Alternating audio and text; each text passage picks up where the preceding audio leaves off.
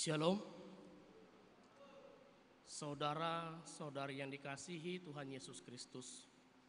Perkenankanlah kami, para pelayan jemaat, menyampaikan kepada Bapak, Ibu, saudara dan saudari. Damai sejahtera dari Tuhan Allah kita menyertai saudara. Kiranya pada ibadah hari ini, ibadah pada Minggu Septuagesima, dapat membawa damai sukacita untuk kita semua. Akhirnya, marilah kita satukan hati dan jiwa kita saat teduh.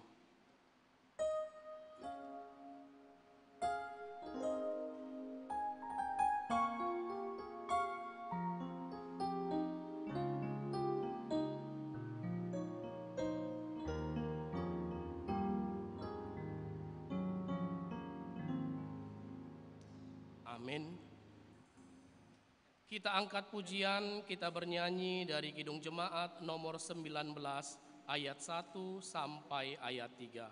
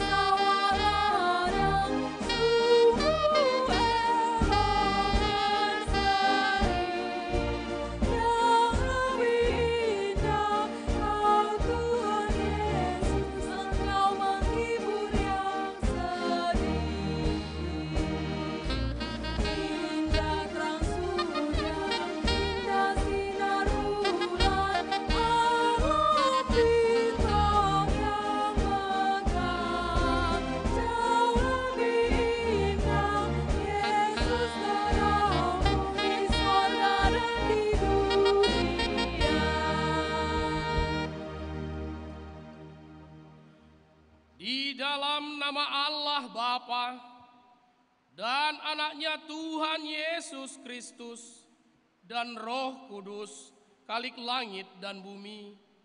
Amin. Demikianlah firman Tuhan. Marilah kepadaku semua yang letih, lesu dan berbeban berat. Aku akan memberi kelegaan kepadamu. Pikulah kuk yang kupasang dan belajarlah kepadaku, karena aku lemah lembut dan rendah hati, dan jiwamu akan mendapat ketenangan. Haleluya.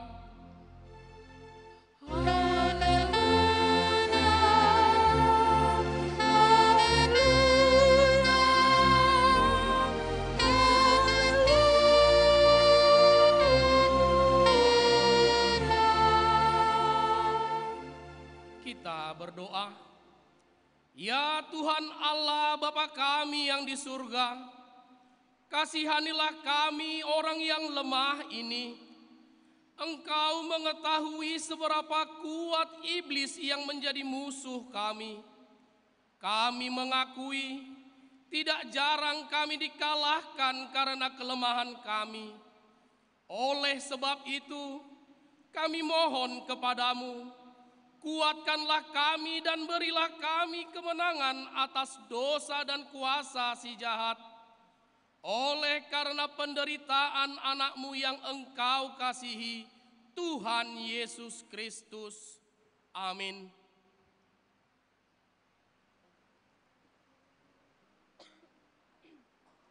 Kita angkat pujian, kita bernyanyi dari pelengkap Kidung Jemaat nomor 255 ayat 1.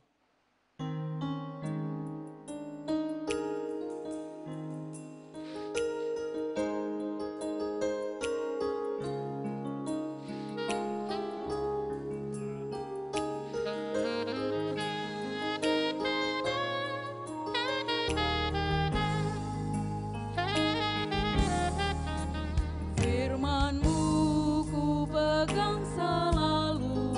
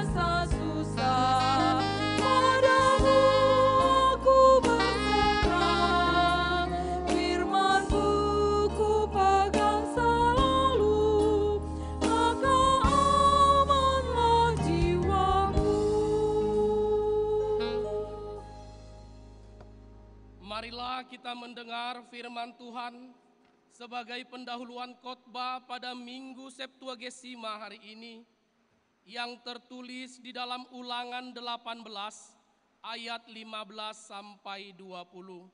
Seperti biasa kita baca secara bergantian. Ulangan 18 ayat 15 sampai 20. Beginilah firman Tuhan. Seorang nabi dari tengah-tengahmu, dari antara saudara-saudaramu, sama seperti aku, akan dibangkitkan bagimu oleh Tuhan Allahmu. Dialah yang harus kamu dengarkan. Tepat seperti yang kamu minta dahulu kepada Tuhan Allahmu di Gunung Horeb pada hari perkumpulan dengan berkata, tidak mau aku mendengar lagi suara Tuhan Allahku, dan api yang besar ini tidak mau aku melihatnya lagi, supaya jangan aku mati. Lalu berkatalah Tuhan kepadaku, apa yang dikatakan mereka itu baik. Seorang nabi akan kubangkitkan bagi mereka dari antara saudara mereka, seperti engkau ini. Aku akan menaruh firmanku dalam mulutnya, dan ia akan mengatakan kepada mereka segala yang kuperintahkan kepadanya.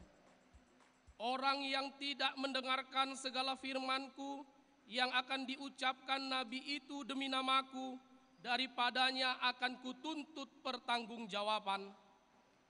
Tetapi seorang nabi yang terlalu berani untuk mengucapkan demi namaku, perkataan yang tidak kuperintahkan untuk dikatakan olehnya, atau yang berkata demi nama Allah lain, nabi itu harus mati. Sampai sedemikian firman Tuhan. Berbahagialah setiap orang yang mendengar firman Allah, yang menghayati serta mengamalkannya. Amin. Kita angkat pujian, kita bernyanyi dari Kidung Jemaat nomor 36 ayat 1 sampai ayat 2.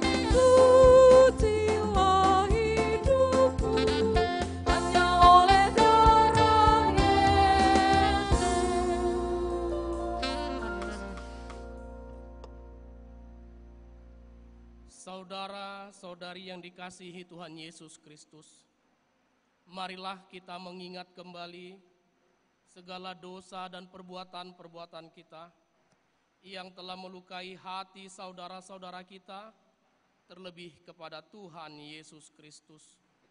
Untuk itu, dengan kerendahan hati, marilah kita mengaku dosa kita di hadapan Tuhan. Kita berdoa.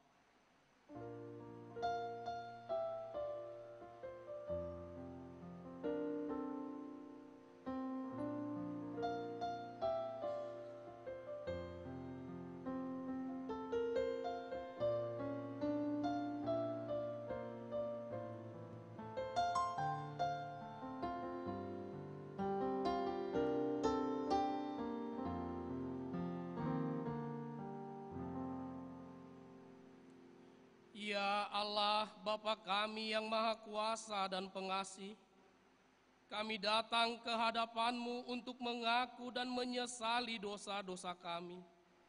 Sejak hari kelahiran kami kami sudah bergelimang di dalam dosa, dan tiada kebenaran di dalam diri kami, sehingga kami semuanya menempuh jalan sesat yang melanggar hukum-Mu. Tetapi kami sadar dan hendak menyerahkan diri kepadamu, karena kami yakin bahwa Engkaulah Tuhan yang Maha Pengasih dan Penyayang. Engkau tidak menghendaki kami binasa, melainkan menawarkan pengampunan dosa dan kehidupan baru oleh kasih setia anak-Mu Tuhan Yesus Kristus Juru Selamat kami. Amin. Janji Tuhan tentang pengampunan dosa. Karena begitu besar kasih Allah akan dunia ini, sehingga Ia telah mengaruniakan anaknya yang tunggal, supaya setiap orang yang percaya kepadanya tidak binasa, melainkan beroleh hidup yang kekal. Segala kemuliaan bagi Allah di tempat yang maha tinggi. Amin.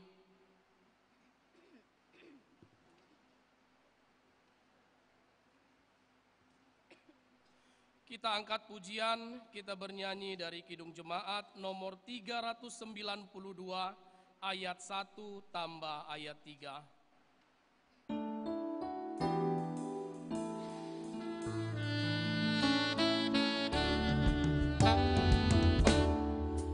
Berbahagia, yakin teguh, Yesus abadi kepunyaanku. Aku warisan, ku ditebus, ciptaan baru, Roh Kudus. Aku bernyanyi bahagia, memuji Yesus selamanya. Aku bernyanyi bahagia, memuji Yesus selamanya. Aku serahkan diri penuh dalam Tuhanku, hatiku teduh sambil menyongsong kembalinya. Ku diliputi anugerah. Aku bernyanyi bahagia, memuji Yesus selamanya. Aku bernyanyi bahagia, memuji Yesus selamanya. Firman Tuhan sebagai petunjuk hidup baru tertulis di dalam Roma 1 ayat 16 sampai 18. Beginilah firman Tuhan. Sebab aku mempunyai keyakinan yang kokoh dalam Injil, karena Injillah adalah kekuatan Allah yang menyelamatkan setiap orang yang percaya, pertama-tama orang Yahudi, tetapi juga orang Yunani. Sebab di dalamnya nyata kebenaran Allah yang bertolak dari iman dan memimpin kepada iman, seperti ada tertulis, orang benar akan hidup oleh iman. Sebab murka Allah nyata dari sorga atas segala kefasikan dan kelaliman manusia yang menindas kebenaran dengan kelaliman. Sampai demikianlah firman Tuhan. Marilah kita sama-sama memohon kekuatan daripada Tuhan. Ya Allah Bapa kami, Berilah kami kekuatan untuk melakukan yang sesuai dengan firman-Mu. Amin.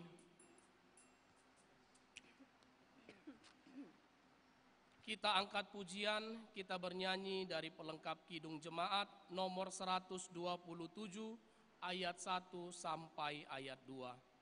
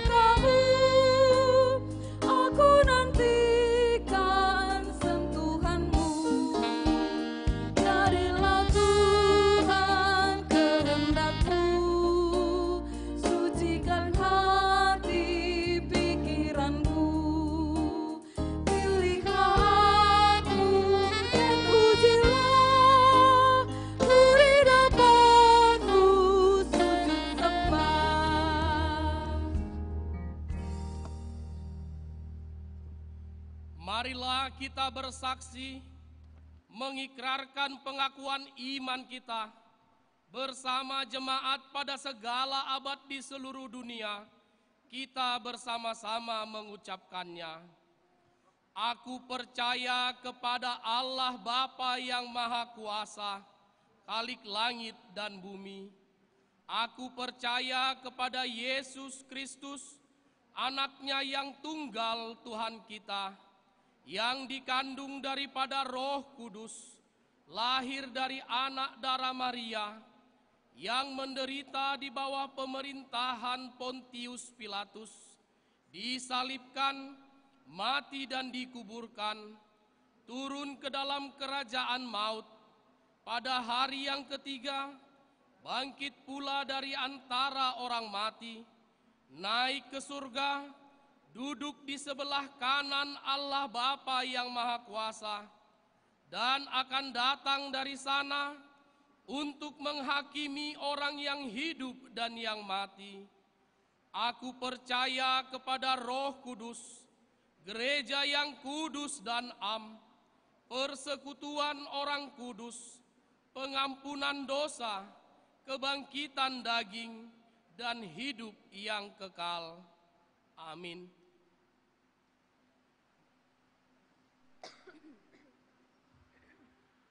Untuk menyambut sabda Allah, kita bernyanyi dari Kidung Jemaat nomor 249 ayat 1 sampai ayat 3.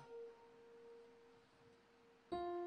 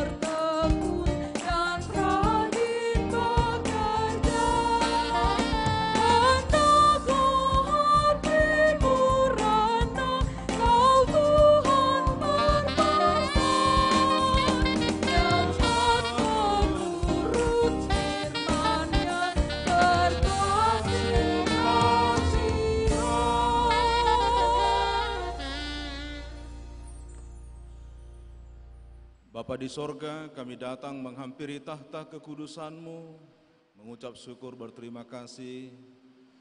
Pada saat ini kami percaya Engkau hadir di tengah-tengah kami, memberkati kami, mendengarkan keluh kesah, pergumulan kami, bahkan juga sejenak berbicara kepada kami melalui firman-Mu yang kudus. Oleh karena itu kuasai hati dan pikiran kami, sehingga ketika firman Tuhan diberitakan, kami boleh menyambutnya dengan penuh sukacita dan damai sejahtera dalam Kristus Yesus. Amin. Shalom. Bapak Ibu saudara-saudara yang terkasih, kita patut berbahagia boleh berkumpul bersama beribadah pada saat ini di tengah guyuran hujan. Saudara-saudara boleh melangkahkan kaki ke gereja ini untuk beribadah. Kiranya berkat Tuhan boleh tinggal di tengah-tengah persekutuan kita dan juga secara khusus untuk pribadi kita masing-masing. Kita boleh semakin merasakan damai sejahtera dan sukacita dalam pertolongan Tuhan. Di tengah-tengah ibadah kita pada saat ini, firman Tuhan menyapa kita dari 1 Korintus 8 ayat 1 sampai dengan ayat 13. Mari kita membuka Alkitab kita.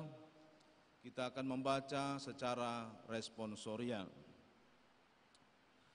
1 Korintus 8 ayat 1 sampai dengan 13 demikian.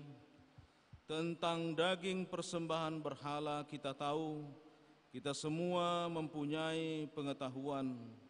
Pengetahuan yang demikian membuat orang menjadi sombong, tetapi kasih membangun. Jika ada seorang menyangka bahwa ia mempunyai sesuatu pengetahuan, maka ia belum juga mencapai pengetahuan sebagaimana yang harus dicapainya. Tetapi orang yang mengasihi Allah, ia dikenal oleh Allah. Tentang hal makan daging persembahan berhala kita tahu, tidak ada berhala di dunia dan tidak ada Allah lain daripada Allah yang Esa. Sebab sungguh pun ada apa yang disebut Allah, baik di sorga maupun di bumi, dan memang benar ada banyak Allah dan banyak Tuhan yang demikian. Namun bagi kita hanya ada satu Allah saja, yaitu Bapa, yang daripadanya berasal segala sesuatu, dan yang untuk Dia kita hidup, dan satu Tuhan saja, yaitu Yesus Kristus, yang olehnya segala sesuatu telah dijadikan, dan yang karena Dia kita hidup. Tetapi bukan semua orang yang mempunyai pengetahuan itu. Ada orang yang karena masih terus terikat pada berhala-berhala, makan daging itu sebagai daging persembahan berhala. Dan oleh karena hati nurani mereka lemah, hati nurani mereka itu dinodai olehnya. Makanan tidak membawa kita lebih dekat kepada Allah. Kita tidak rugi apa-apa kalau tidak kita makan, dan kita tidak untung apa-apa kalau kita makan. Tetapi jagalah supaya kebebasanmu ini jangan menjadi batu sandungan bagi mereka yang lemah.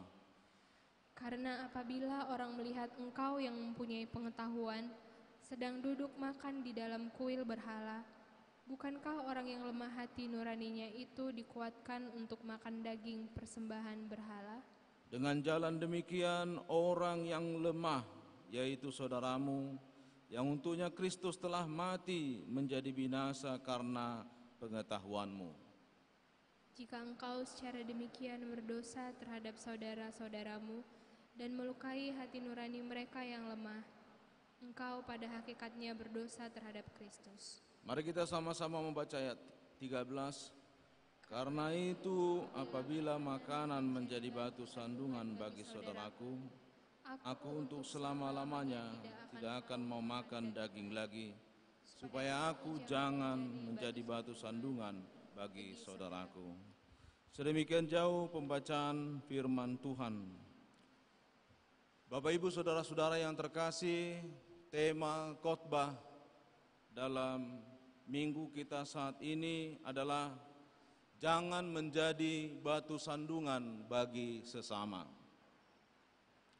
Apakah arti menjadi batu sandungan bagi sesama? Untuk memahami hal ini, Ibu Bapak Saudara-saudara, ada baiknya kita membaca Imamat 19 ayat 14. Dalam Imamat 19 ayat 14 di sana ditegaskan sebuah perintah. Di depan orang buta, janganlah kau taruh batu sandungan. Mengapa Tuhan mengatakan demikian? Oleh karena kalau ditaruh batu sandungan di depan orang buta, maka orang buta itu akan tersandung atau jatuh.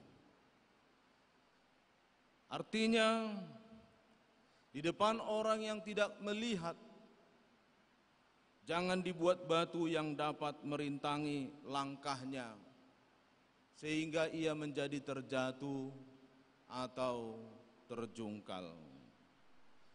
Oleh karena itu, orang yang menjadi batu sandungan bagi sesama adalah orang yang merintangi, orang yang menghambat, sehingga persekutuan sesamanya menjadi terhambat dengan Tuhan. Seseorang dibuat imannya menjadi lemah oleh karena perkataan atau perbuatan. Batu yang semestinya menopang menjadi dasar yang kokoh bagi sebuah bangunan, tapi oleh karena salah tempat itu menjadi batu yang mengganggu. Bahkan batu itu bisa mencelakakan orang lain. Itulah yang dimaksud dengan batu sandungan.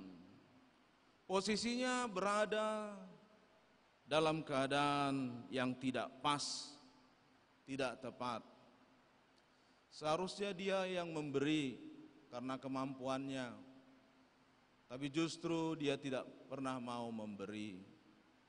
Seharusnya dia berdiri di depan oleh karena kapabilitasnya, tapi dia tidak pernah mau untuk berdiri di depan.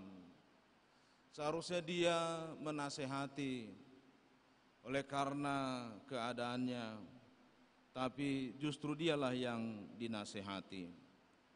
Bapak Ibu Saudara-saudara, mengapa seseorang dapat menjadi batu sandungan? Kalau kita menghubungkan dengan perikop kita 1 Korintus 8 ayat 1 sampai dengan 13, paling tidak ada dua hal yang mengakibatkan seseorang menjadi batu sandungan bagi sesamanya.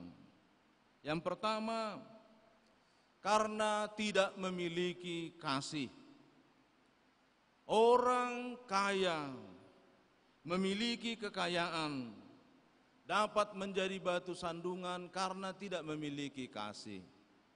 Orang yang memiliki pengetahuan dapat menjadi batu sandungan karena tidak memiliki kasih. Orang yang memiliki jabatan, orang yang memiliki pangkat dapat menjadi batu sandungan karena apa? Karena tidak memiliki kasih. Dalam 1 Korintus 8 ayat yang kedua, ayat yang pertama dikatakan di sana, orang yang memiliki kasih akan bersifat membangun. Membangun. Apa yang dia bangun? Yang dia bangun adalah persekutuan. Yang dia bangun adalah kesaksian hidupnya. Yang dia bangun adalah perbuatan berbelas kasih kepada sesama atau diakoni. Sebaliknya, orang yang menjadi batu sandungan, yang tidak memiliki kasih, ia akan menjadi orang yang tidak suka membangun. Ia suka meruntuhkan, menghancurkan, meniadakan persekutuan, kesaksian, dan diakoni. Bapak Ibu Saudara-saudara, dalam Jemaat Korintus ada diskusi yang sangat alot, yang sangat aktual pada masa itu, yaitu menyangkut tentang makanan. Apakah makanan ini bisa dimakan atau tidak? Saya pernah hadir dalam sebuah jamuan makan. Dalam antrian saya lihat seorang bapak, di belakangnya seorang ibu, dan belakangan saya tahu itu adalah istrinya. Bapak ini ambil nasi sedikit, lalu bergeser, dia mau mengambil gulai ayam. Istrinya lalu bilang, "Pak, jangan," katanya. Lalu diurungkan, bergeser sedikit, mau ngambil panggang, karena banyak pilihan di meja. Istrinya juga bilang, "Pak, jangan." Mulai cemberut si bapak, bergeser sedikit lagi, ada udang, besar-besar udangnya, mau diambil, "Pak, jangan." Akhirnya diambilnya lah sedikit sambalnya. Akhirnya Bapak Ibu Saudara-saudara, tinggallah di depan sayur lalapan. Barulah enggak ada lagi yang melarang, "Pak, jangan." Untunglah masih ada ikan lele. Ikan lele lah dimakan sama si bapak. Belakangan saya tahu ternyata si bapak ini baru pulang dari rumah sakit karena gulanya naik, kolesterolnya naik, asam uratnya naik, sehingga banyaklah pantangan. Nggak boleh makan ini, nggak boleh makan itu. Ini yang diingatkan sama istrinya. Walaupun dengan sedikit mendongkol, ya sabarlah bapak itu, makan nasi sama ikan yang berkumis itu, ikan lele itu. Bapak Ibu Saudara-saudara, dalam konteks Jemaat Korintus, diskusinya tentang makanan, apakah bisa dimakan atau tidak bisa dimakan, itu bukan karena asam urat, bukan karena kolesterol, bukan karena mengandung garam, tensi naik, bukan itu diskusinya. Tapi diskusinya adalah apakah orang Kristen boleh memakan makanan yang sudah dipersembahkan kepada berhala atau tidak? Mengapa ini menjadi diskusi yang menarik dan aktual pada masa itu? Karena pada saat itu di pasar-pasar ada banyak dijual daging yang sudah dipersembahkan kepada berhala. Ketika seseorang mempersembahkan satu hewan, disembeli, dipersembahkan, dikuil, sepertiga itu dipersembahkan, ditaruh di altar, sepertiga untuk imam, sepertiga untuk yang mempersembahkan.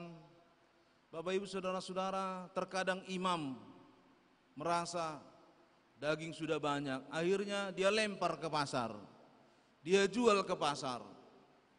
Ini diperdagangkan.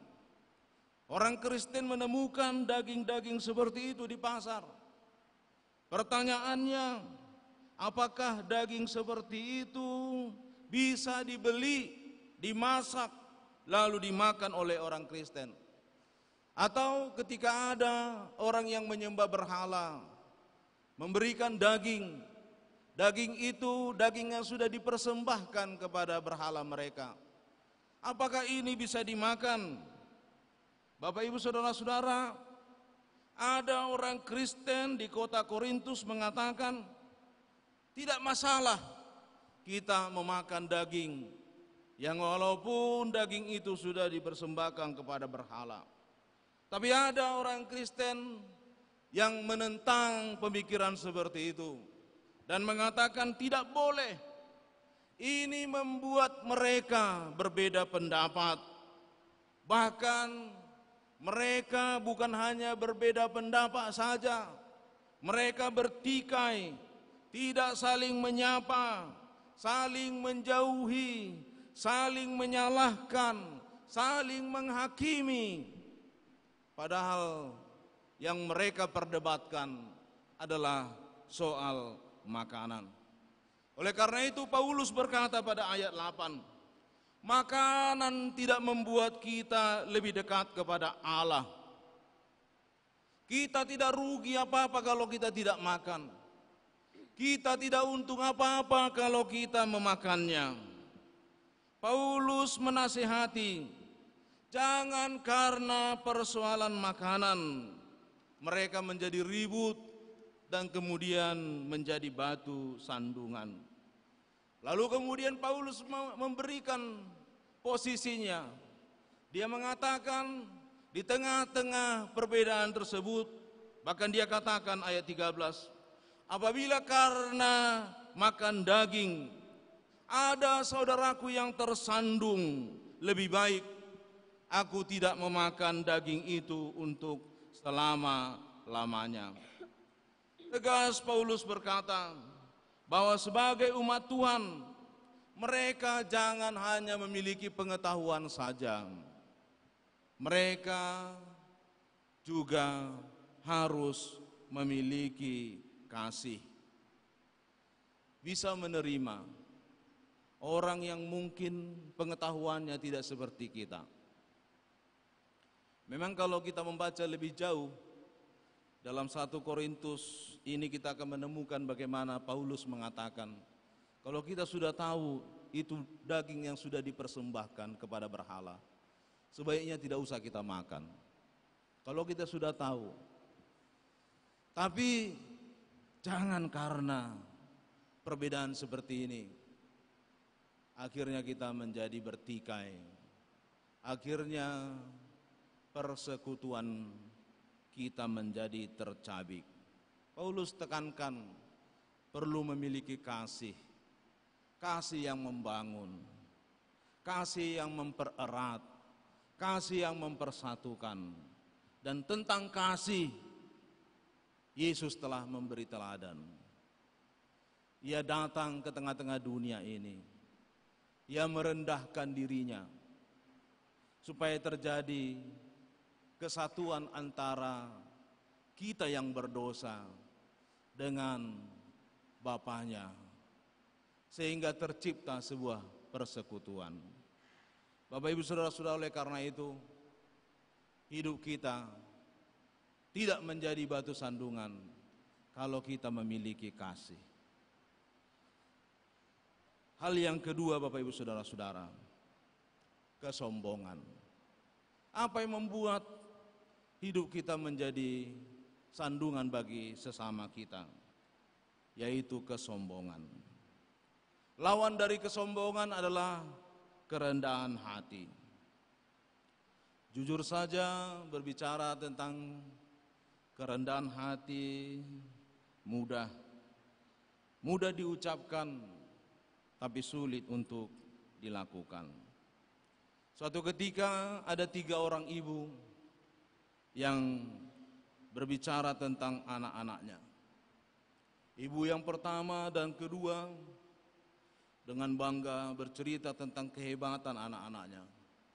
Ibu yang pertama berkata, kalau anakku di rumah itu masih kelas 3, otaknya encer kali otaknya. Karena encernya nilainya selalu 9, 10, 9, nggak pernah nilai 8. Demikian dikatakan oleh si ibu ini. Ibu yang kedua juga tidak mau kalah. Dia bilang, kalau anakku, ibu kenalnya anakku katanya, masih kecil juga, masih SD. Anakku itu Di mana-mana bahasa Inggris dia selalu katanya. Kalau aku bawa ke rumah keluarga, bahasa Inggris dia. Nanti dia ini aku sekolahkan ke luar negeri nih, katanya. Enggak di dalam negeri ini aku sekolahkan, katanya. Lalu ibu yang ketiga, mungkin karena ada jengkel juga dia. Karena asal ketemu katanya, selalu yang dua ini bicara soal kehebatan anak-anaknya saja. Yang ketiga ini dia berkata, anakku pun otaknya encer juga katanya. Bukan hanya anak kalian aja yang encer otaknya katanya. Anakku pun encer. Karena encernya dari kupingnya sampai meleleh keluar katanya. Bapak Ibu saudara-saudara, ibu yang ketiga ini memang karena sudah jengkel. Karena asal ketemu selalu saja berbicara tentang kehebatan anak-anaknya, kehebatan suaminya, kehebatan keluarganya. Akhirnya ibu itu mengatakan seperti itu. Anakku pun encernya otaknya. Karena encernya sampai keluar dari kupingnya, keluar meleleh katanya. Bapak Ibu saudara-saudara, dalam jemaat Korintus pun ada orang sombong. Orang sombong yang selalu merasa harus didengar. Pendapatnya saja paling benar, hidupnya paling benar, dan saat yang bersamaan mereka merendahkan orang lain. Selalu mengatakan pendapatnya yang benar, pendapat orang lain yang salah. Hidup orang lain salah. Orang lain masuk neraka, hanya dirinya yang masuk sorga. Dalam konteks ini ada orang yang merasa memiliki pengetahuan, lalu merasa berhak mengatakan seseorang itu telah berdosa karena mereka telah memakan makanan yang telah dipersembahkan kepada berhala.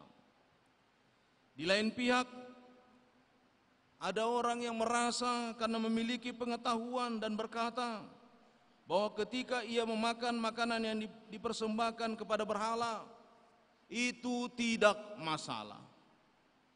Mereka merasa karena mereka memiliki pengetahuan, merasa berhak menghakimi orang lain. Tanpa disadari, mereka telah jatuh ke dalam kesombongan rohani.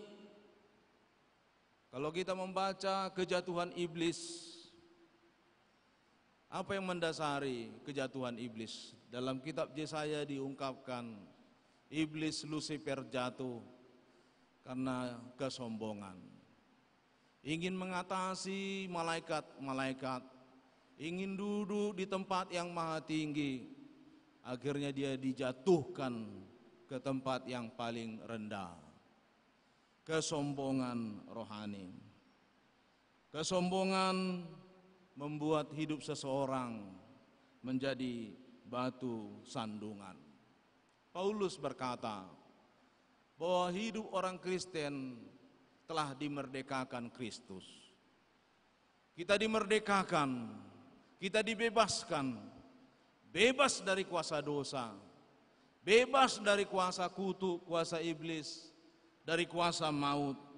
Tetapi pada ayat 9 dikatakan, tetapi jagalah supaya kebebasanmu itu jangan menjadi batu sandungan bagi mereka yang lemah. Jangan menjadi batu sandungan. Kita kuliah di Medan ini bebas, karena tidak ada yang memantau. Orang tua mungkin jauh. Kita tinggal di tempat kos, kita bebas. Tapi firman Tuhan berkata, jagalah supaya kebebasanmu itu jangan menjadi batu sandungan.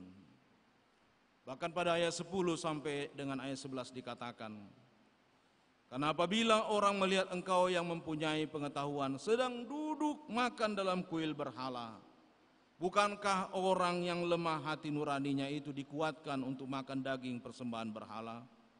Dengan jalan demikian orang yang lemah hati itu menjadi binasa karena pengetahuanmu. Dengan kata lain, Paulus hendak menegaskan agar umat Tuhan tidak hidup dalam kesombongan dan tidak menjadi batu sandungan. Baiklah kehidupan umat Tuhan menjadi berkat bagi sesama. Amin. Kita bersatu dalam doa. Terima kasih Bapa di sorga untuk firman-Mu yang kami dengarkan pada saat ini. Engkau mengingatkan kami untuk tidak menjadi batu sandungan. Ajari kami untuk melakukannya, pimpin kami Bapa, agar kami dapat melakukan hal yang Tuhan inginkan. Berkati hidup kami, berkati orang-orang yang kami kasihi, keluarga kami, orang tua, saudara-saudara kami, dimanapun mereka berada. Tuhanlah kiranya memberkati dan menyertai mereka. Kami berdoa juga untuk masa depan kami, supaya Tuhanlah yang tuntun dan bimbing, agar kami dapat meraih apa yang kami cita-citakan, dan pada akhirnya hidup kami boleh sungguh-sungguh memuliakan nama Tuhan. Dalam Kristus Yesus. Amin.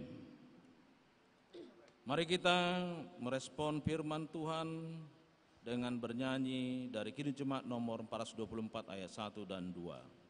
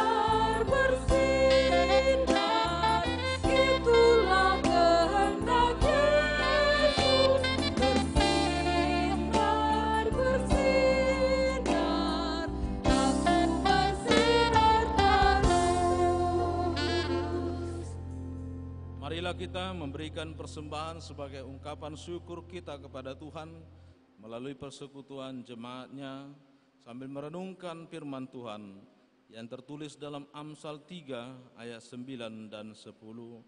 Muliakanlah Tuhan dengan hartamu dan dengan hasil pertama dari segala penghasilanmu. Maka lumbung-lumbungmu akan diisi penuh sampai melimpah-limpah dan bejana pemerahanmu akan meluap dengan air buah anggurnya. Amin. Mari kita memberikan persembahan.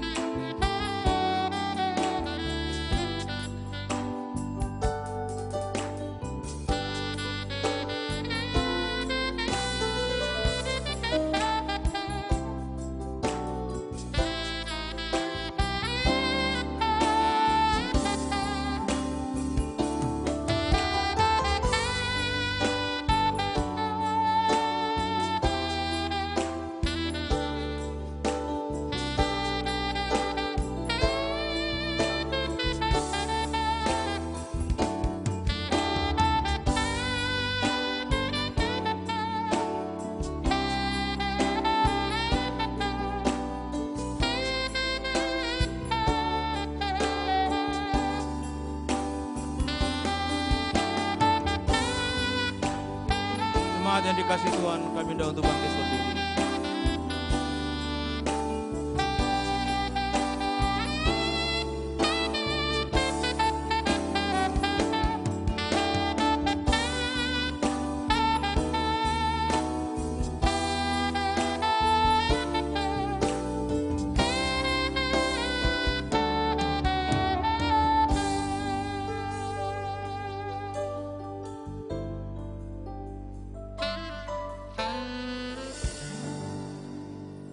Marilah kita merendahkan hati di hadapan Tuhan, kita berdoa untuk persembahan yang telah kita kumpulkan. Ya Allah, Bapa kami yang di sorga, kami mengaku dengan setulus hati, Engkaulah sumber segala berkat dan karunia dalam hidup kami.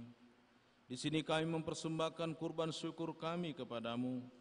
Terimalah persembahan umat-Mu, dan berkatilah menjadi alat kesaksian, persekutuan dan pelayanan jemaat-Mu. Jadikanlah hidup kami persembahan yang berkenan kepadamu, dan pakailah hidup kami untuk turut menghadirkan tanda-tanda kerajaan-Mu, kasih, keadilan, damai, sejahtera, dan sukacita. Bukalah hati kami oleh Roh Kudus-Mu, agar kami senantiasa mengucapkan syukur kepadamu, di dalam nama Yesus Kristus Tuhan kami. Amin.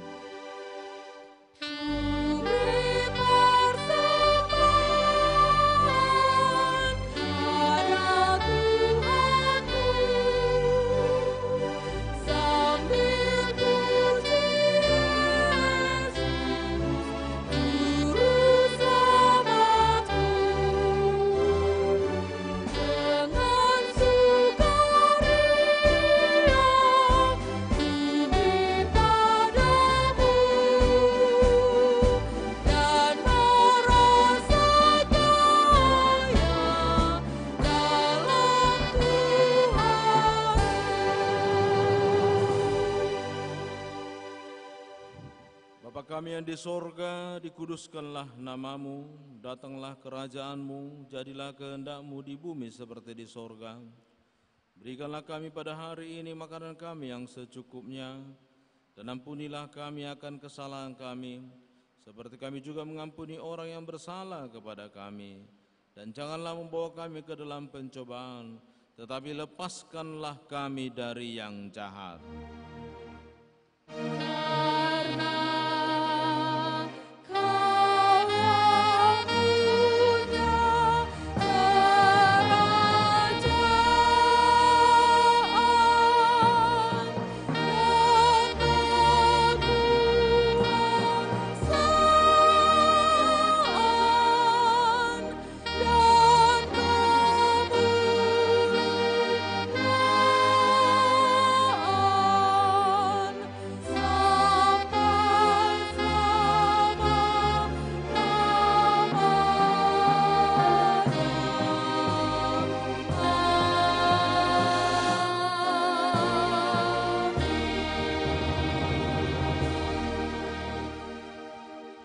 Terimalah berkat dari Tuhan dan pulanglah dalam damai sejahtera. Tuhan memberkati dan melindungi engkau. Tuhan menyinari engkau dengan wajah-Nya dan memberi engkau kasih karunia. Tuhan menghadapkan wajah-Nya kepadamu dan memberi engkau damai sejahtera.